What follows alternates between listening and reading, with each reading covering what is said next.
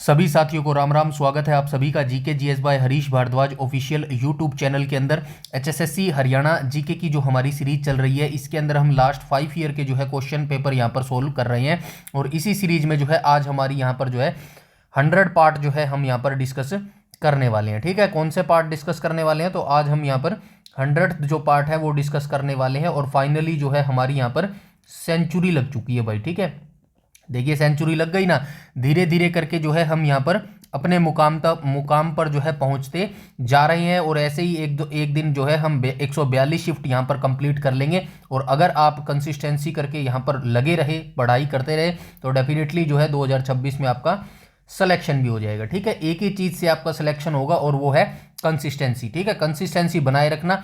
Daily आपको पढ़ने पड़ेंगे 8 से 10 घंटे, तभी जाके जो है ये चीज़ सक्सेस हो पाएगी मेरे भाई। ठीक है, तो वीडियो को एंड तक जरूर देखा करो और उसके बाद अपने कमेंट स्कोर में अपना स्कोर जरूर कमेंट किया करो, जिससे मुझे पता चल सके कि भाई आप हाँ कंसिस्टेंसी जो है काम यहाँ पर कर रहे हैं। ठीक है, तो जो जैसा मैंने आपको बोला है, इस सीरीज में आपको 60 मार्क्स का बिल्कुल पॉइंट टू पॉइंट मैं यहाँ पर करवाने वाला हूँ। उसी के बिहाफ पर जो है हम यहाँ पर अपनी तैयारी कर रहे हैं। ठीक है, एग्रीकल्चर वाला जो पार्ट है हमारा सब्जेक्ट है वो इस वीक खत्म हो जाएगा। सैटरडे संडे 2 वीडियो बचे हुए हैं, उसके बाद जो है नया सब्जेक्ट हम जो है शुरू करेंगे। ठीक है, तो अपनी तैयारी अच्छे से करते रहें और अगर कोई डाउट क्वेरी हो तो आप कमेंट सेक्शन में बता देना। टाइम मिलते ही जो है मैं उसका रिप्लाई कर दूंगा। ठीक है, तो चलिए आज के वीडियो सेशन की शुरुआत कर लेते हैं और क्वेश्चन नंबर फर्स्ट के ऊपर चलते हैं। देखिए मेरी वीडियोस पे इतने व्यूज नहीं आते हैं, लेकिन फिर भी आपने देखा होगा 17 अगस्त से मैंने ये चीज स्टार्ट की थी और आज क्या तारीख हो गई है? आज लगभग जो है दिसंबर आ चुका है। दिसंबर की जो है 18 दिसंबर आ गए हैं। तो 100 पार्ट मैं यहाँ पर आपको करवा चुका हूँ। ठीक है, 100 पार्ट का मतलब क्या है? चाहे व्यूज आए या ना आए, लेकिन मैंने क्या मेंटेन रखा है? कंसिस्टेंसी को मेंटेन रखा है। और आपको भी ऐसे ही कंसिस्टेंसी मेंटेन रखना पड़ेगा। यकीन मानिएगा 100 दिन तो लगे हैं इसको 100 पार्ट्स करवाने में, क्योंकि एक दिन में एक पार्ट आया है। मान लेते हैं संडे को जो है एक पार्ट नहीं आया होगा, 8-10 दिन कम लगा लो यार, लेकिन 85-90 दिन से जो है डायरेक्ट हमारी ये चीज़ चल रही है। अगर 85-90 दिन से, लास्ट 85-90 दिन से आप कंसिस्टेंसी पढ़ रहे हैं ना, डेली 5-7 घंटे पढ़ रहे हैं, तो डेफिनेटली आप उन सभी बच्चों से बहुत ज़्यादा आगे हैं और सिलेक्शन की दौड़ में सबसे पहला नंबर आपका ही होने वाला है मेरे भाई। ठीक है, तो ये कंसिस्टेंसी अगर बनी हुई है तो बस रिटर्न एग्जामिनेशन आने वाले 2 से जो 3 मंथ हैं, आई होप वहाँ तक एग्जाम आपका हो जाए। अगर ना भी होता तो तब तक, जब तक आपका एग्जाम नहीं होता ना, तब तक ये कंसिस्टेंसी बनाए रखना। मतलब ही नहीं है कि आपका सिलेक्शन ना हो। ठीक है, बस आप अपने काम में जो है बड़ी ईमानदारी से लगे रहिएगा। ठीक है, नेक्स्ट क्वेश्चन नंबर फर्स्ट पर चलते हैं। क्वेश्चन नंबर फर्स्ट में बोला गया, ब्रिटिश औपनिवेशिक काल के दौरान हरियाणा को किस प्रांत के हिस्से के रूप में जो है प्रशासित किया गया था? तो ब्रिटिश औपनिवेशिक काल के दौरान यानी कि 1857 की ये बात कर रहा है। 1857 के बाद देखो पंजाब में मिला दिया था, बंगाल, बंबई या फिर मद्रास में। तो राइट ऑप्शन क्या हो जाएगा? ऑप्शन नंबर ए हो जाएगा। तो ब्रिटिश औपनिवेशिक काल के दौरान जो है हरियाणा को किस प्रांत के हिस्से के रूप में प्रशासित किया गया था? तो ये पंजाब के हिस्से के रूप में जो है प्रशासित किया गया था। ये स्टोरीज मैं जो है बहुत बार बता चुका हूं, लेकिन बार बार इसीलिए बताता हूं ताकि आपके दिमाग में जो है ये चीजें छप जानी चाहिए और जो है कोई भी डाउट नहीं रहे। जैसे ही क्वेश्चन एग्जामिनर पूछे उसी टाइम जो है चीजें क्लिक कर जानी चाहिए आपके दिमाग में। 1803 में क्या हुआ था? 1803 में वही मैं एक बार फिर से जो है आपको यहां पर बता देता हूं। ठीक है, 1803 में क्या हुआ था? 1803 में सरजी अर्जन की गांव की संधि हुई थी और जो है दिल्ली और हरियाणा के कुछ क्षेत्र जो है वो अंग्रेजों को सौंप दिए गए थे। लेकिन 1803 के बाद भी जो है स्थानीय जो राजा या फिर रियासत होती थी वो जो है विद्रोह करती रहती थी, जिससे परेशान होकर जो है 1809 में, ठीक है, 1809 और 1810 में जो है हरियाणा पर जो है पूर्ण रूप से जो है राज्य कर लिया गया था। मतलब पूर्ण रूप से जो है हरियाणा किसके अंडर आ गया था? अंग्रेजों के अंडर में जो है ये आ गया था। इसके बाद 1832 आप याद रखेंगे, 1832 को क्या हुआ था? 1832 से पहले जो हरियाणा को जो क्षेत्र मिला गया था ना, वो जो है बंगाल के अंदर मिलाया गया था। यानी कि बंगाल जो है उस समय का बहुत बड़ा राज्य होता था। बंगाल के अंदर क्या क्या आता था? उड़ीसा आता था, बिहार आता था, उत्तर प्रदेश आता था, ये सारा जो है बंगाल का राज्य होता था। लेकिन 1832 से पहले जो है अंग्रेजों को लगा कि भाई ये जो विस्तृत एरिया है ना बंगाल का, ये बहुत बड़ा क्षेत्र है, इसको अनुशासन तरीके से हैंडल नहीं किया जा सकता। एक काम करो, इसको डिवाइड कर दो, बांट दो इसको। तो 1832 को क्या क्या हुआ था? नॉर्थ वेस्टर्न रीजन बना दिया गया था, एनडब्ल्यूआर जिसको बोला जाता है ना, तो ये उत्तर पश्चिमी प्रांत जो है ये बना दिया गया था और इसी में जो है हरियाणा को मिला दिया गया था। ठीक है, 1832 में नॉर्थ उत्तरी पश्चिमी जो ये बनाया गया था ना प्रांत, इसी में जो है हरियाणा को 1832 में मिला दिया गया था। उसके बाद क्या हुआ था, 1832 के बाद आप सभी जानते हैं 1857 की क्रांति भड़क गई थी और इसमें जो है अंग्रेजों को लोहे के चने चबाने पड़ गए थे। फिर उन्होंने क्या सोचा, 1858 में एक काम कर दो भाई, हरियाणा को क्या है पंजाब में मिला दो मेरे भाई। ठीक है, तो यहां तक कहानी आपको याद होनी चाहिए 1803 से 1858 तक की मेरे भाई। ठीक है, आई होप यहां तक की सारी चीजें जो है क्लियर हो गई होंगी। उसके बाद आप सभी जानते हैं 1965 में जो है सितंबर में हुकुम सिंह समिति का गठन किया गया था। फिर उसने जो है अपनी रिपोर्ट प्रस्तुत की थी और उसके बाद जो है जेसी शाह आयोग का गठन किया गया था। हुकुम सिंह समिति ने इसका गठन किया था क्योंकि सीमा आयोग का भी निर्धारण करना था, तो सीमा आयोग के लिए जेसी शाह की अध्यक्षता में जो है गठन किया गया था। और इन दोनों समितियों के बाद जो है 1 नवंबर 1966 को 17वें राज्य के रूप में जो है हरियाणा का उदय हो गया था मेरे भाई। ठीक है, आई होप यहां तक सारी चीजें क्लियर है। नेक्स्ट क्वेश्चन पर चलते हैं, क्वेश्चन नंबर सेकंड पर। ठीक है, क्वेश्चन नंबर सेकंड में क्या बोला गया, क्वेश्चन नंबर सेकंड में बोला गया निम्नलिखित में से कौन सा हरियाणा का लोकगीत है। तो लोकगीत कौन सा हो जाएगा, तमांग सेलो तो हरियाणा का लोकगीत नहीं है। माहिया ये पंजाबियों का लग रहा है भाई, माहिया माहिया वही बोलते हैं। बहुला भी हरियाणा का नहीं है, तो 12 मासा जो है ना ये हरियाणा का जो है लोकगीत हो जाएगा। तो इसके बारे में थोड़ा सा देख लेते हैं। यह हरियाणा और उत्तरी भारत में प्रचलित एक पारंपरिक लोकगीत शैली है जिसमें वर्ष के 12 महीनों में प्रकृति के परिवर्तन और विरह की जो है भावनाओं का वर्णन होता है। ठीक है, आई होप यहां तक सारी चीजें क्लियर हो गई होंगी। नेक्स्ट क्वेश्चन पर चलते हैं, क्वेश्चन नंबर 3 के ऊपर। 3 में बोला गया हरियाणवी गलत लिखा है भाई यहाँ पे। ठीक है, हरियाणा आएगा यहाँ पे, हरियाणा किस लिपि से उत्पन्न हुई है, तो ये हरियाणवी आएगा यहाँ पे। ठीक है, हरियाणवी हरियाणवी हरियाणवी तो हरियाणवी जो है किस भाषा से उत्पन्न हुई है, तो ये ब्राह्मी लिपि से तो उत्पन्न नहीं हुई है। देवनागरी, अच्छा देवनागरी आएगा। राइट ऑप्शन क्या आ जाएगा भाई, देवनागरी लिपि से जो है ये उत्पन्न हुई है। ठीक है, ऑप्शन नंबर बी यहाँ पर जो है बिल्कुल करेक्ट हो जाएगा। हरियाणवी जो है ना, हरियाणवी ये देवनागरी लिपि से जो है उत्पन्न हुई है। अब यहाँ पे एक ब्राह्मी लिपि आपको मिल रहा है, ये क्वेश्चन आपको याद रखना है, आपसे डायरेक्ट पूछा जाएगा। अशोक के जो शिलालेख है ना, अशोक के शिलालेख डायरेक्ट आपसे पूछा जाएगा, अशोक के शिलालेख मुख्यतः किस भाषा में लिखे गए हैं, किस लिपि में लिखे गए हैं, ऐसे पूछा जाएगा। ठीक है, किस लिपि में लिखे गए हैं।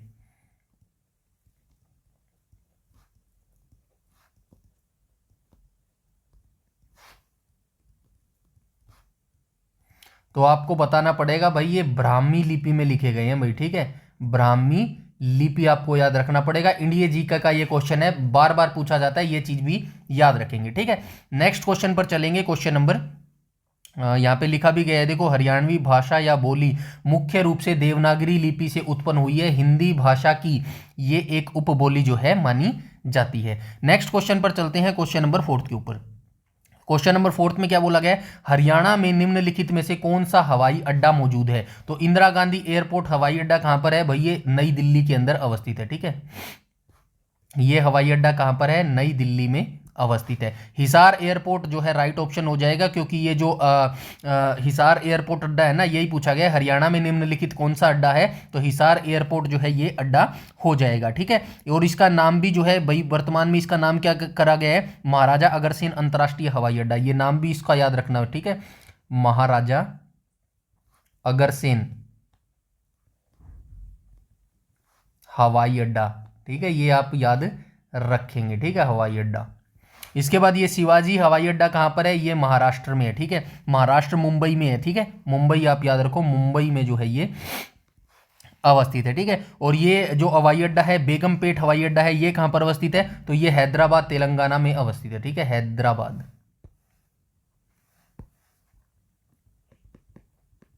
हैदराबाद में जो है ये अवस्थित है। चारों हवाई अड्डों के बारे में आपको पता होना चाहिए। जरूरी नहीं है कि आपसे यही पूछेगा कि भाई हिसार एयरपोर्ट कहां पर अवस्थित है, आपसे इंडिया जीके के रिगार्डिंग भी जो है और हवाई अड्डे पूछा जा सकता है। ठीक है, नेक्स्ट क्वेश्चन पर चलते हैं, क्वेश्चन नंबर 5 के ऊपर। क्वेश्चन नंबर 5 में बोला गया है निम्नलिखित में से किस अनुशासन में हरियाणा सबसे प्रसिद्ध है। तो हरियाणा किस में अनुशासन में प्रसिद्ध है भाई, तो राइट ऑप्शन क्या हो जाएगा, खेल हो जाएगा। ठीक है, ऑप्शन नंबर सी यहां पर जो है बिल्कुल करेक्ट हो जाएगा। हरियाणा राज्य अपनी मजबूत खेल संस्कृति और खिलाड़ियों के उत्कृष्ट प्रदर्शन के कारण खेल के अनुशासन में जो है सबसे प्रसिद्ध है भाई, ठीक है।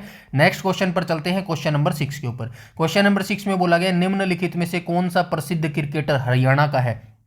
तो हरियाणा का प्रसिद्ध क्रिकेटर आप सभी जानते हैं, कपिल देव जी हो जाएंगे भाई, ठीक है। ऑप्शन नंबर ए यहाँ पर जो है बिल्कुल करेक्ट हो जाएगा। 1983 में जो है इन्हीं की कप्तानी में जो है भारत ने सर्वप्रथम जो है ओडीआई जो है वर्ल्ड कप को उठाया था, और ये जो है ऑलराउंडर होते थे। और मेरे हिसाब से जितना मैंने क्रिकेट देखा है भारत के जो है इतिहास में अभी तक 2025 तक जो है इन जैसा ऑलराउंडर जो है आज तक कोई भी नहीं हुआ है, ठीक है। सचिन, और ये जो है कपिल देव भाई हरियाणा से है, ठीक है। जन्म इनका चंडीगढ़ में हुआ था। और ये जो सचिन तेंदुलकर है ये कहाँ से बिलोंग करते हैं, ये मुंबई से बिलोंग करते हैं, ठीक है। क्रिकेट का गॉड इनको बोला जाता है। महेंद्र सिंह धोनी कहाँ से बिलोंग करते हैं, ये झारखंड रांची से बिलोंग करते हैं, ठीक है।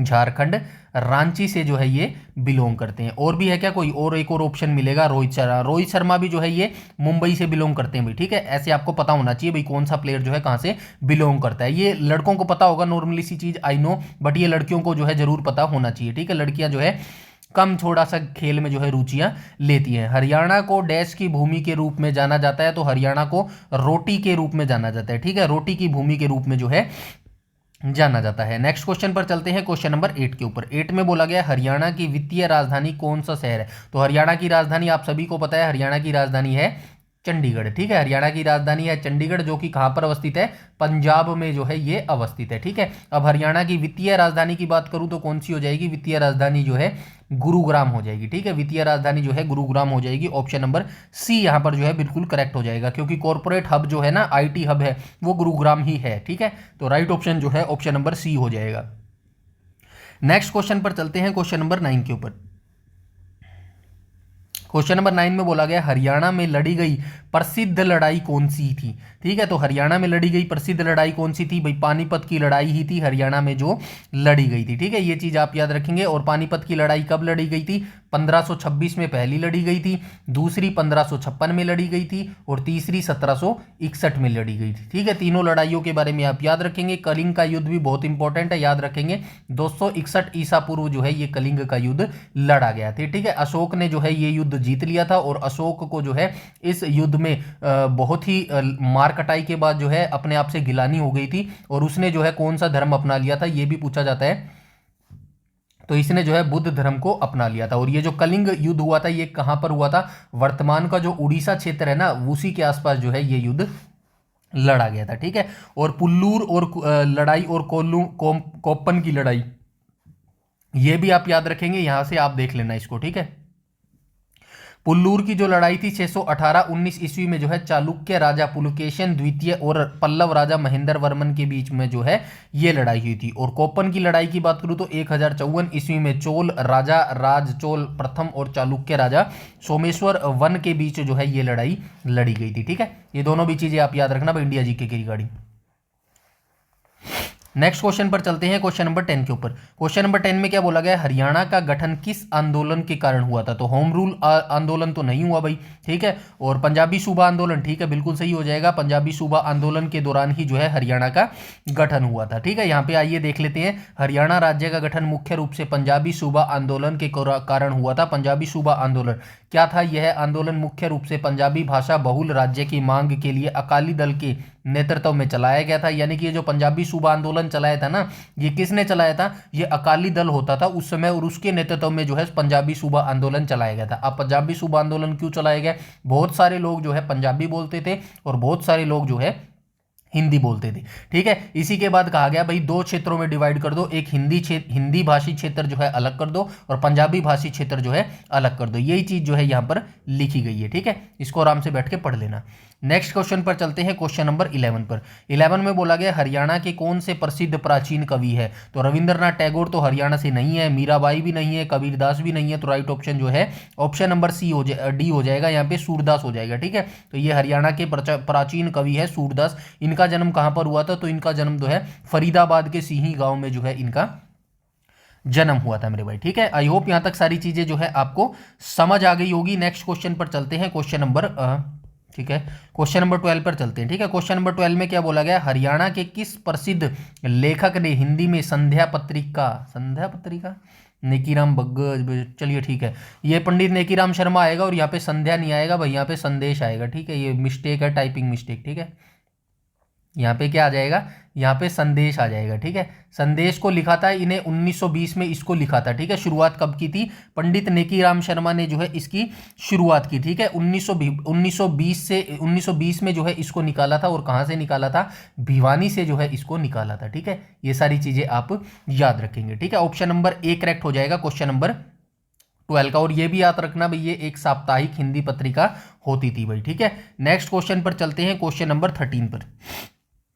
क्वेश्चन नंबर 13 में क्या बोला गया, हरियाणा का एकमात्र हिल स्टेशन कौन सा है। तो हरियाणा में एक ही मात्र हिल स्टेशन है, आप सभी जानते हैं, मोरनी है भाई हिल स्टेशन। ठीक है, ये आप याद रखना। बाकी मनाली, आई होप आपको पता होगा मनाली कहाँ पर है, हिमाचल प्रदेश के अंदर मनाली है। ठीक है, ऊटी कोई गया है क्या, ऊटी, ऊटी मैं तो नहीं गया हूँ, तमिलनाडु के अंदर ये अवस्थित है भाई। ठीक है, तमिलनाडु के अंदर ये अवस्थित है। कभी सक्सेस होए भाई तो डेफिनेटली घूमना चाहिए। देखो, ये एक बात मेरी जो है आप दिमाग में अच्छे से आराम से बैठाना, बिल्कुल जो है सही बात मैं आपको बता रहा हूँ। जो घूमना फिरना होता है ना, इसको आप जरूर करना लाइफ में। ठीक है, घूमना फिरना आप जरूर करना, क्योंकि मैंने पढ़ा है कहीं, जो यूके और जो वेस्टर्न कंट्रीज है ना, वहाँ पे लोग जो है घूमने फिरने पे ज़्यादा देते हैं, क्योंकि वो जिंदगी जीने में विश्वास रखते हैं भाई। ठीक है, वो हर सैटरडे संडे जो है घूमने निकल जाते हैं कहीं ना कहीं, और ज़िंदगी सीखने का इससे अच्छा मौका नहीं मिलता, क्योंकि हम पूरी ज़िंदगी जो है इसी उधेड़ बुन में लगे रहते हैं। पहले 8वीं की परीक्षा ले लो यार, अच्छे मार्क्स ले लो,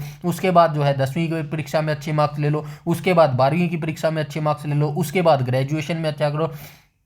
पूरी जिंदगी इंसान की ऐसे ही निकल जाती है, उसके बाद उसकी शादी हो जाती है, फिर वो बेचारा बच्चे बुच्चे की घर गृहस्थी में लग जाता है, और फिर वो नौकरी में लग जाता है। फिर उसको जब वो पलट के देखता है तो बेचारे की उम्र जो है 50 प्लस या फिर 55 प्लस हो जाती है। उसके बाद उस बंदे के पास कुछ बचता नहीं है। तो मेरा ये सॉलिड सजेशन है आपके पास, अगर आप जो है नौकरी लग जाते हो आने वाले समय में 2-3-4 सालों में, तो डेफिनेटली आप जो है साल 6 महीने में जो है एक बार घूमने का प्लान जरूर किया कीजिएगा, क्योंकि जिंदगी जीने का और सीखने का इससे बेटर ऑप्शन जो है मुझे नहीं लगता कुछ हो सकता है। ठीक है, डेफिनेटली मैं भी करने वाला हूं ये चीजें। ठीक है ना, तो आपको भी ये चीजें करनी चाहिए। ठीक है, आगे चलते हैं, और ये हो गया ना, हमारा हो गया, ये देख लेना, यहाँ पे लिखे गए हैं हरियाणा के पंचकुला जिले में स्थित है। ये जो मोरनी हिल्स है कहाँ पर स्थित है, तो ये हरियाणा के पंचकुला जिले में उत्तर पूर्व में जो है ये स्थित हो जाएगा। खासकर उत्तर में यह शिवालिक पहाड़ियों का हिस्सा है, और हरियाणा का एकमात्र पहाड़ी पर्यटन स्थल है। यहाँ पर मोरनी फोर्ट और टिक्कर ताल झील जैसे आकर्षण है। ठीक है, मनाली हिमाचल प्रदेश में हो जाएगा, ऊटी तमिलनाडु में, और ओली जो है ये उत्तराखंड में हो जाएगा भाई। ठीक है, ये तीनों चीजें आप याद रखेंगे। ठीक है, नेक्स्ट क्वेश्चन पर चलते हैं, क्वेश्चन नंबर 14 पर। क्वेश्चन नंबर 14 में क्या बोला गया है, हरियाणा में निम्नलिखित में से कौन सा बांध है। तो आप सभी जानते हैं हरियाणा में जो है ओटू बैराज हो जाएगा भाई। ठीक है, ओटू बैराज कहां पर है, सबसे पहले आप याद रखेंगे ये घग्गर नदी पर अवस्थित है भाई। ठीक है, घग्गर नदी पर यह बनाया गया है, और कहां पर अवस्थित है, हरियाणा के सिरसा जिले में जो है ये अवस्थित है भाई। ठीक है, अब घग्गर नदी की बात आई है तो आपको पता होना चाहिए हिमाचल प्रदेश के शिवालिक की पहाड़ियों से ये निकलती है। हिमाचल प्रदेश के शिवालिक के डागसाई से जो है ये निकलती है भाई। ठीक है, डागसाई से जो है ये निकलती है, और क्या याद रखेंगे, और जो है लास्ट में जो है ये वेस्टर्न पश्चिम दिशा की ओर बहती है भाई। ठीक है, ये क्या लिख दिया, सी लिख दिया, पश्चिम दिशा की तरफ जो है ये बहती है। आपसे डायरेक्ट पूछा जाएगा जो ये घग्गर नदी है हरियाणा के किस डायरेक्शन में बहती है, तो पश्चिम दिशा में जो है ये बहती है, और अंत में जो है सिरसा जिले से होकर जो है ये नदी जो है हरियाणा से बाहर निकल जाती है। ठीक है, ये चीजें आप याद रखेंगे, और यहाँ पे लिखा भी गया होगा। अच्छा, ये लिख दिया क्या, चलिए कोई बात नहीं, ये याद रखना भाई। निर्माण वर्ष जो है 1896-97 में इसका निर्माण हुआ था। हरियाणा के सिरसा के पास ओटू गांव में जो है इसको बनाया गया था। घग्गर नदी को हाकरा नदी भी कहते हैं भाई, ये आप याद रखना। ठीक है, ये चीज इसके नाम है भाई। ठीक है, और इसके अन्य नाम क्या है, इसे ओटू हेड या फिर पहले इसको धनुर झील जलाशय के नाम से भी जाना जाता था। तो ये भाई इंपॉर्टेंट सारी चीजें यहाँ पे लिख दी गई है, इसको जो है आप याद कर लेना मेरे भाई। ठीक है, नेक्स्ट क्वेश्चन पर चलते हैं, क्वेश्चन नंबर 15 पर। हरियाणा की सबसे बड़ी झील कौन सी है, तो हरियाणा की सबसे बड़ी झील जो है कहां पर हो जाएगी, सुखना लेक कहां पर है, ये चंडीगढ़ में है भाई। ठीक है, ये हो जाएगा चंडीगढ़ में, और ऑप्शन नंबर सी यहां पर करेक्ट हो जाएगा, क्योंकि ये जो दमदमा झील है ये हरियाणा की सबसे बड़ी जो है प्राकृतिक झील हो जाएगा। और ये कहां पर अवस्थित है, ये जो है सोहना गुरुग्राम में अवस्थित है भाई। ठीक है, ये चीज भी लोकेशन भी इनकी आप याद रखना। ठीक है, ये जो दमदमा है कहां पर है, ये गुरुग्राम में अवस्थित है, ग्राम में अवस्थित है।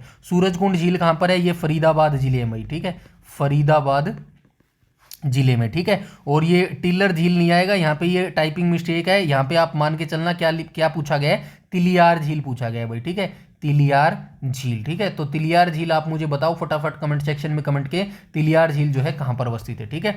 चलते हैं नेक्स्ट क्वेश्चन में, चलिए नेक्स्ट क्वेश्चन पर चलते हैं, ठीक है। क्वेश्चन नंबर 16 में क्या बोला गया है? हरियाणा की प्रमुख मौसमी नदी कौन सी है? तो हरियाणा की प्रमुख मौसमी नदी कौन सी हो जाएगी? घाघरा ही जो है हरियाणा की प्रमुख मौसमी नदी हो जाएगी। यमुना नदी कहाँ से निकलती है? यमुना नदी जो है उत्तराखंड के यमुनोत्री ग्लेशियर से निकलती है, ठीक है। और ये जो यमुना नदी है ये हरियाणा और उत्तर प्रदेश के जो है पूर्वी सीमा भी जो है यही निर्धारित करती है। गंगा नदी हरियाणा में नहीं बहती है, लेकिन ये उत्तराखंड के गंगोत्री ग्लेशियर से निकलती है, ठीक है। टांगरी नदी के बारे में आप मुझे बताएंगे, इसका उद्गम स्थान जो है टांगरी नदी कहाँ पर है? हिमाचल प्रदेश में ये तो आपको पता ही होगा, ठीक है। यहाँ पे लिखा भी होगा यार, ये देखो यमुना नदी एक बारहमासी नदी है जो साल भर बहती है और हरियाणा की पूर्वी सीमा बनाती है उत्तर प्रदेश के साथ। घाघरा नदी के बारे में आपको यहाँ से मिल जाएगा, ठीक है। अच्छे, ये पंचकूला से प्रवेश करती है भाई, हरियाणा के पिंजौर पंचकूला से ये प्रवेश करती है। और टांगरी नदी की बात करूँ तो यह भी एक मौसमी नदी है जो घग्गर की एक सहायक नदी है, लेकिन घग्गर को हरियाणा की मुख्य मौसमी नदी नहीं माना जाता, ठीक है। घग्गर को हरियाणा की मुख्य मौसमी नदी माना, हाँ चलिए ठीक है, ठीक है, ठीक है, ठीक है, ठीक है ना भाई। ये आप इनके उद्गम स्थान भी याद रखना भाई, ठीक है। ये देखो टांगरी जो है मोरनी की पहाड़ियां, पंचकूला हरियाणा, ठीक है, ये आप याद रखना भाई, उद्गम स्थान है ये। अच्छा पहले मैंने हिमाचल प्रदेश बोल दिया था क्या? ये आप याद रखना भाई, ये जो टांगरी नदी है मोरनी पहाड़ियां से निकलती है पंचकूला हरियाणा से, ठीक है। इसके बाद हम चलते हैं आगे, ये मारकंडा नदी निकलती है भाई शिवालिक पहाड़ियों से, ठीक है। नाहन के पास हिमाचल प्रदेश से ये मारकंडा नदी निकलती है, ठीक है। सभी के उद्गम स्थान मैंने लिख दिए, इनको याद रखना। हरियाणा की नदियों से 1 नंबर का क्वेश्चन डेफिनेटली पूछा जाता है भाई, ठीक है। नेक्स्ट क्वेश्चन पर चलते हैं, क्वेश्चन नंबर 17 पर। 2019 में हरियाणा का संवैधानिक प्रमुख कौन था? तो 2019 वाला आपको याद नहीं रखना है। क्यों नहीं रखना है? क्योंकि इतना पुराना करंट अफेयर आपसे नहीं पूछेगा, आपको 2 साल का करंट अफेयर तो मिनिमम करना पड़ेगा भाई, ठीक है। ये मेरा सजेशन है, 2 साल का मिनिमम आपको करंट अफेयर करना पड़ेगा। कौन कौन सा करना पड़ेगा? 2024 वाला करना पड़ेगा, 2025 वाला करना पड़ेगा, और जब तक आपका एग्जाम नहीं हो जाता 2026 का भी आपको करना पड़ेगा, ठीक है। ये तो ऑब्वियसली करना ही करना पड़ेगा। जैसे आपका एग्जाम मार्च में हो ना, तो मार्च में हो तो आपको जनवरी फरवरी 2026 का जो एग्जाम वो करंट अफेयर है ना वो भी आप कर लेना। मैं सोच रहा हूँ कि करंट अफेयर की जो है एक क्लास एडिशनल जो है संडे बाय संडे आपको देता रहूं। 1 महीने का करंट अफेयर मैं एक संडे में करवा दूं, ठीक है। इसकी मैं जो है एक स्ट्रेटेजी बना रहा हूं, देखते हैं कहां तक जो है सक्सेसफुल हो सकती है, ठीक है। 2025 वाला आप जरूर याद रखेंगे भाई, ठीक है। 2025 में कौन है हरियाणा का, ये मैं आपको बता देता हूं, ठीक है। राज्यपाल तो 2025 में हरियाणा का राज्यपाल को जो कौन हो जाएगा? आशीम कुमार घोष हो जाएगा भाई, ठीक है। आशीम कुमार घोष हो जाएगा, ठीक है।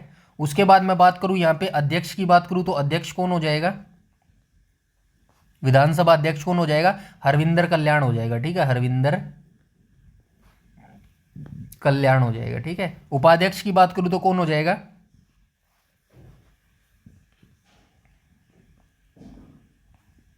उपाध्यक्ष की बात करूं तो कौन हो जाएगा? कृष्ण लाल मिड्डा हो जाएगा, ठीक है।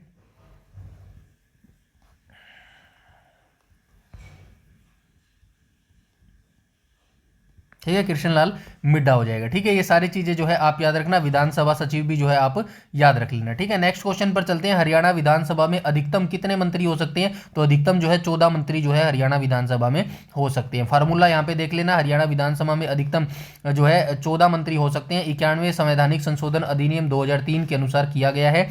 इस संशोधन के तहत यह निर्धारित किया गया है कि केंद्रीय या फिर राज्य मंत्रिपरिषद में मंत्रियों की कुल संख्या संबंधित सदन की कुल सदस्य संख्या के 15% से जो है अधिक नहीं होना चाहिए। तो ये परसेंटेज वाइज भी याद रखना और एग्जैक्ट डाटा भी याद रखना भी, ठीक है। हरियाणा विधानसभा में कुल सीटें कितनी है? 90 है। 90 डिवाइड 15 करेंगे तो 13.5 आएगा। अब एक आदमी को आधे से थोड़ी काटेंगे तो 14 आ जाएगा भी, ठीक है, याद रखना। नेक्स्ट क्वेश्चन पर चलते हैं, क्वेश्चन नंबर 19 पर। आधुनिक हरियाणा का वास्तुकार किसे माना जाता है? तो आप सभी जानते हैं आधुनिक हरियाणा का जो निर्माता है वो बंसीलाल को माना जाता है भाई। इन्हीं के समय में जो है 1970 में प्रत्येक गांव में जो है बिजली आ गई थी। 1996 में इन्हीं के समय में जो है पहली बार हरियाणा में जो है शराबबंदी की गई थी। ये सारी चीजें आपको पता होगी, ठीक है। भगवत दयाल शर्मा आप सभी जानते हैं झज्जर जिले से इनका संबंध था और हरियाणा के पहले सीएम जो है ये भगवत दयाल शर्मा बने थे, ठीक है। आई होप यहां तक सारी चीजें जो है क्लियर हो गई होंगी। बंसीलाल ये चौधरी आएगा भैया पे, ठीक है।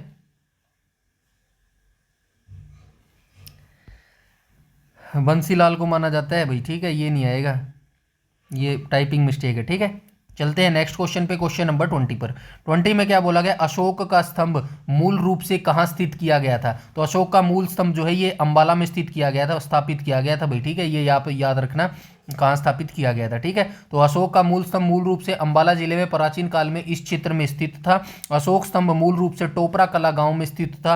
यह गांव ऐतिहासिक रूप से अंबाला जिले का हिस्सा था। वर्तमान में यह यमुनानगर जिले में आता है, जब 1989 में यमुनानगर को अंबाला से अलग किया गया, ठीक है। हिस्ट्री समझ गए, मतलब जो मूल रूप से ये टोपरा अभिलेख मिला था ना, माफ कीजिएगा, ये कौन सा स्तंभ था यार, ये अशोक का जो स्तंभ था ना, ये टोपरा, ये जो है कहाँ से मिला था, तो ये अंबाला से ही मिला था। लेकिन अंबाला का जो टोपरा कला गांव था ना, ये वर्तमान में यमुनानगर में चला गया, जब यमुनानगर को अलग जिला बनाया गया, ठीक है। वर्तमान में आप सभी को पता होगा भाई, एक करंट अफेयर अभी से आपको माइंड में सेट कर लेना, हांसी को जो है कौन सा जिला, 23वां जिला घोषित कर दिया गया है भाई, 23वां, ठीक है, 23वां जिला घोषित किया गया, ठीक है। ये याद रखना, डायरेक्ट 1 नंबर का क्वेश्चन पूछा जाएगा, ठीक है, घोषित किया, ठीक है। डायरेक्ट आपसे पूछा जाएगा हरियाणा के किस को जो है 23वां जिला घोषित किया गया है, ठीक है। या तो ये आपसे पूछ लेगा या फिर पूछ लेगा हांसी को कौन से नंबर का जो है जिला घोषित किया गया है, तो 23वें नंबर का जो है जिला घोषित किया गया है, ठीक है। नेक्स्ट क्वेश्चन पर चलते हैं, क्वेश्चन नंबर 21 पर। हरियाणा में लगने वाला मेला निम्नलिखित में से कौन सा है। तो हरियाणा में जो है गोपाल मोचन का जो है मेला लगता है, ये यमुनानगर में लगता है भाई, ठीक है।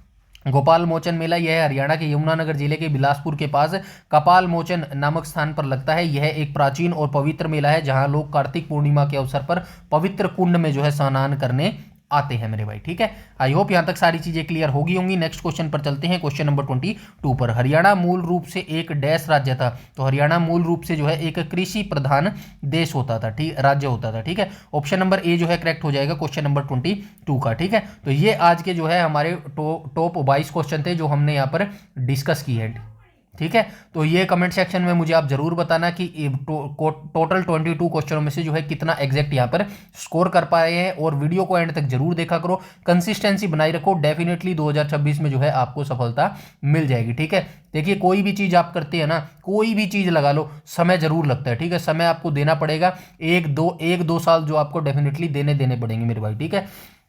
बाकी आप अपनी तैयारी करते रहो, और जो भी मेरे एंड से जितना भी मैं आपको डाटा डिलीवर करने की कोशिश करूंगा, उससे ज़्यादा ही डिलीवर करूंगा, ठीक है। जो 60 मार्क्स का मैंने आपको बोला है ना, इससे ज़्यादा ही जो है डाटा आपको डिलीवर करके दूंगा मैं, ठीक है। थोड़ा सा विश्वास बनाए रखिएगा और पेशेंस बनाए रखिएगा। आप ही मेरे ब्रांड एम्बेसडर है, आप ही के थ्रू जो है इस चैनल को तरक्की करनी है, और थोड़ा सा जो है मेरे को भी मोटिवेट किया कीजिएगा। वीडियो को बस ज़्यादा से ज़्यादा आपको लाइक करना है और शेयर करना है, और कमेंट सेक्शन में अपने विचारों को लिखना है कि भाई कैसे आपको जो है ये वीडियो सेशन लग रहा है मेरे भाई, ठीक है। तो बस जुड़े रहिएगा और लगे रहिएगा तैयारी में, डेफिनेटली आपको सिलेक्शन जो है मिल जाएगा मेरे भाई, ठीक है। इस वीडियो में इतना ही, तब तक के लिए धन्यवाद।